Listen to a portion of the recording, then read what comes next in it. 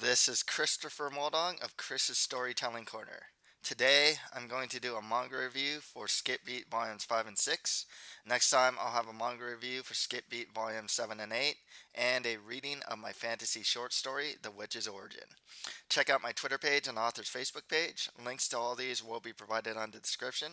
I'd also really like to hear from you guys, so leave any comments and make sure to subscribe and share this channel as well. So that the way that this works is that I will give a detailed recap of Volume 5 of Skip Beat, and then give my thoughts on the volume, and then do the same for Volume 6. So let's get right to it with Volume 5 of Skip Beat. So the volume begins with Kyoko working as Bo. She was rehired because viewers felt that the first Bo was good. Kyoko walks around, and Ren with Yashiro spots her and approaches her very aggressively too. Ren tells Kyoko that in order to make it in this business, she has to stand out and use whatever she can to catch people's eyes. Kyoko tells Mr. Sawara that she has an audition for a commercial tomorrow, and she remembers Ren telling her to her absolute best tomorrow, which elicits kind of a reaction with her, actually. At the audition, Kyoko runs into this really unpleasant woman, Erika Koenji, who is speaking to Moko, or Miss Kotonami. I call her Moko, because Kyoko calls her Moko. So Erika tells Moko that in grade school she always played the leading roles, while Moko only played minor roles, and Erica is clearly rich and has three male servants with her. In a flashback, Moko tells Erica that she has enormous power that she exerts behind the scenes. Moko notices Kyoko and tells her that Kyoko is her rival, like her acting rival. At the audition, the director, Mr. Kurosaki, is not there, but Erica makes very good impression on the judges. So she does have some talent. Moko tells Kyoko that Erica depends on her family name and not on her own ability. The judges appear to be wrapping things up, and all the people auditioning try to make an impression on the judges. Kyoko and Moko talk in the lobby, and a man in a beanie overhears them talking. Moko tells Kyoko that Erika spares no expense in trying to stop her from getting her way, and that Erika can't stand Moko getting the spotlight anywhere. Moko tells Kyoko that there's nothing she can do, and Kyoko slaps Moko in the face. Um, After she does that, Kyoko asks Moko if she's ever stood up to Erika once, and Moko asks how to fight back.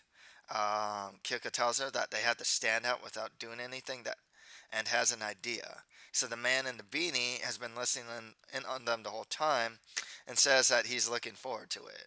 Who is this guy, I wonder? Ren talks to Yashiro. Ren also helps a co-star. He then tells Yashiro that he shouldn't be soft on Kyoko, and he thinks about shaking his old memories of Kyoko, shaking them off. Not the Taylor Swift song, by the way. Kyoko and Moko go to the second round preliminaries in their pink Love Me uniforms to stand out, and we're shown director Kurosaki, who is that guy in beanie, and he tells the judges that there's a change in the contents of the commercial. Erica's servants try to bribe director Kurosaki, but he strongly refuses. And then Kyoko and Moko draw papers from a box. Kyoko gets one that says 3A, and Moko gets 3B. Kurosaki comes in and sees how the two are going to stand out. He tells that people with the same number are to pair up and act together. Two girls are going to be chosen, but they don't necessarily have to be both girls in the pairs. In the first test, the pairs have to fight briefly for 60 seconds. The girls like the same guy, and they're best friends who really care about each other. Erica says that Kyoko and Moko don't need rehearsals because they're from the same agency, and Moko says that it's fine. Moko and Kyoko do their performance and impress the director, judges, and other contestants. Moko then contemplates that she felt confident that Kyoko would respond to her acting. Erica tells Moko that her performance was a fluke. The next routine was them making up with Kyoko having to act first. Erika spies on Kyoko, who is just pretty much acting weirdly alone in a room. And then Kyoko then gets an idea, but Erika and her servants continue spying on her. Erika tells her partner, excuse me, that they'll be using Carrara, the product for the commercial during their performance. And then Erika and her partner do the uh, performance and use Carrara. I cannot pronounce this right. I'm sorry to say. But Kyoko tells Moko that this is the exact same thing that she thought of. When it's Kyoko and Moko's turn, Kyoko tells the director that they're ready and that they'll need some Carrara. One is a can and one is a bottle. Kyoko and Moko do their performance, and Kyoko shoots the can of Carrara to Moko. So she got, or not really shoots it, but sprays the contents of the can on Moko. And then Moko opens the bottle, but it doesn't like spray out, and it just gets all over the floor. Everyone recognizes their performance as better than Erika's. Kyoko and Moko mop the floor, and Moko gives Erika this grin, and it's pretty satisfying, to be honest with you. It's revealed that before the performance, Kyoko was shaking the can and bottle of Carrara like crazily, only like Kyoko could do. At the end of the volume, it's shown that Kyoko and Moko are the two that are going to be in the commercial. So, some thoughts on this volume. You know, there's Ren, who is the childhood friend of Kyoko, but Kyoko doesn't know it, but Ren does. And Ren, I guess, decides to be mean on her, to be mean to her, and to continue to be mean to her for reasons that I don't really understand quite yet. Like, I don't think he likes that she's getting into showbiz just for revenge. It could be something a lot deeper than that, but it's just one of these Ren quirks to be mean to Kyoko, even though I think we're getting more and more of a impression that he cares for her quite a bit. We'll see where that kind of leads to because Kyoko isn't exactly he she is friendly with Ren, and then at other times when Ren like chases her down and gives her the gentlemanly smile where he's clearly lying, he's not exactly nice to Kyoko. So it's really they have a really odd love hate relationship. Erika Koenji, wow, what a mean woman to put it nicely. Uh, someone that she's out there. I mean, the thing with Skip Beat really is that like this is the manga series of just kind of terrible people. I don't know how to say it, but it kind of is. Like everyone's kind of this like, especially the antagonists are very terrible people. Shofua is a terrible person. Erica is a pretty terrible person. She uses her family's influence to get roles that, and doesn't rely on her acting ability much and seems to have it out for Moko. Maybe she recognizes that Miss Kotonami has this innate ability um, to be a really good actor, and maybe Erica doesn't think that she has that ability. You don't really know why she targeted her per se. Maybe she just needed to target someone. But she has her three servants to do her bidding, to do bribes and whatnot, and you can tell that like through it's a classic like it's funny because like Skip Beat is like the shoujo manga, but they actually have, in a sense, it works like a shonen manga where it's just kind of like you have your antagonists and they fight each other through acting, and they have to use like different techniques or use different ideas in order to beat the antagonist. And in this case, Kyoko and Moko just had these really well thought out creative and well acted performances that wowed the judges that in a sense that just beat Erica, and it's kind of like this fight that they have, and you know um, and you've seen this kind of before, it's always there's always this weird I guess shonen thing going on. Well, I guess it's almost like its own fight scene and whatnot. Um, it's nice to see a little more depth with Kanae Kotanami, Moko. Um, obviously she's great at acting. She can memorize scripts just by reading over them once. And she's really good, and it's interesting to see that she has Kyoko's kind of her foil because Kyoko's kind of a natural at this, and Erica's her foil because Erica is clearly a rich person. You don't really know what Moko's background is as far as like socioeconomic. I don't get the impression that she's this rich young lady or anything like that. Um, so it's nice to see Moko a bit more vulnerable, and then being able to fight out of that vulnerability thanks to Kyoko, who, you know, they seem to be getting a lot closer. You can see a lot more with Kyoko's latent acting ability.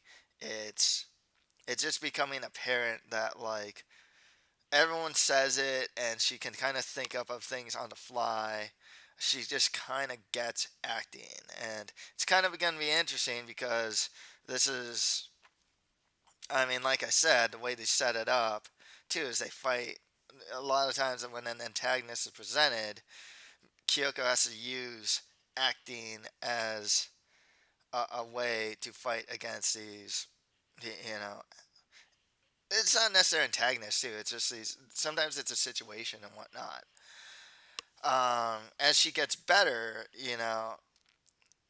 I don't know how Moko's really going to act around her because Kyoko or Moko is pretty competitive as far as acting goes.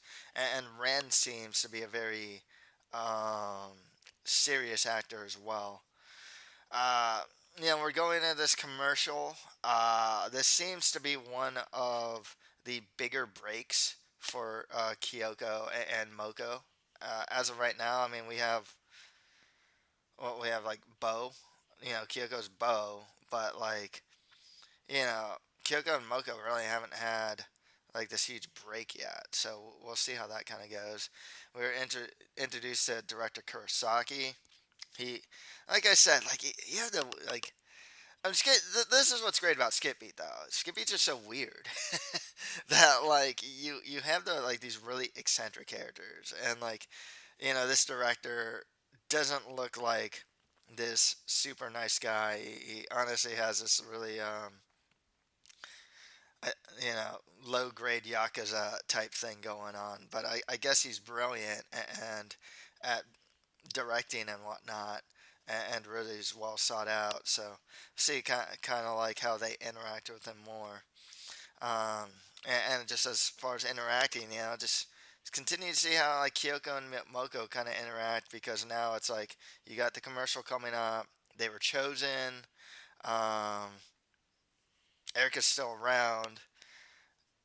They seem to be friends now, but we don't really know where their friendship is going. Because right now it's pretty one-sided. Kyoko really wants to be friends with Moko, and Moko seems to not want to have much to do with anything to do with Kyoko at times. Um, Not right now though. They're very much on the same page. So, before we get into the next volume, I'd like to plug my author's website at www.chrismonlong.com. Also, do you like anime? Do you like action, adventure, and fantasy? Then buy my book, The Mustard Prince in the Convent Kingdom, where I got a whole bunch of ideas from different anime, manga, and various medium for just or media for just $4.99 via ebook on Amazon.com or on my author's website. Links to buy it will be provided on the description. So let's go on to Volume 6. The volume begins with director Kurosaki warning Kyoko and Moko that if they get hurt before, or even if the shooting isn't over yet, Then he'll fire them on the spot. Erica and her servants eavesdrop on their conversation. Erica tells her servants to crush Moko. Uh, Kurosaki asks to speak to Kyoko, and it's revealed that Kyoko had everything planned out. I mean, not like way ahead of time, but like she did have an idea and kind of had this planned out idea kind of on the fly. Erica's servants try to injure Moko but fail miserably. It's quite comical, actually. Kyoko and Moko then eat ice cream together, and at a park, Erica and her servants then trap Moko. She tells Erica that she lost because she wasn't good enough. Her attitude is a reason why she doesn't get better, and she depends on her money to bail her out. Moko tells Erica that if she wants to beat her, then step down from her world and get covered in mud herself. Then she will call Erica her rival. Kyoko and Moko sit on a bus. Kyoko falls asleep, and Moko gives her a 100% stamp and calls her a partner that she can trust. Elsewhere, Yashiro has a cold at a film shoot with Ren. Maria and President Lori go to the shoot. Maria tells them that they are on their way to see Kyoko and Moko's commercial. Lori and Maria go to see the commercial. Kyoko and Moko are romping about on a field in school uniforms. After the commercial, Kyoko doesn't want to remove her school uniform, and Moko tells Maria and Lori that Kyoko doesn't attend school. Elsewhere, Yashiro is very sick. Kyoko is with Ren. She tells him that Supervisor Matsushima asked her to take care of him. I guess because Yashiro's sick. Ren tells Kyoko that there's nothing that she can do as his manager, and then he tells her to let her have her work so that he'll be forced to thank her. Mr. Sawara informs Lori of the situation, and um, Lori tells her that he can contact her because she has a cell phone. As manager, Ren is seemingly taking care of Kyoko instead of the other way around. In the car, Ren asks Kyoko if she isn't attending school because of Sho Fuwa. She reiterates that she is going to become a bigger star and get her revenge. Ren tells her that if that's why she wants to become an actress, as an actor, um, he finds that unpleasant. Kyoko tries to deny it, but her cell phone suddenly rings, and it's President Lori. He tells her that he knows a good school to transfer to that allows students to work in showbiz while attending. He wants to talk about the details with her, and she agrees to come over. Kyoko studies as Ren gets his hair done. He boasts that he's never caught a cold. A flashback is shown with Kyoko crying because she couldn't get 100% on the cram school test, and she'll be scolded by her mother again. Her mother is referenced quite a bit.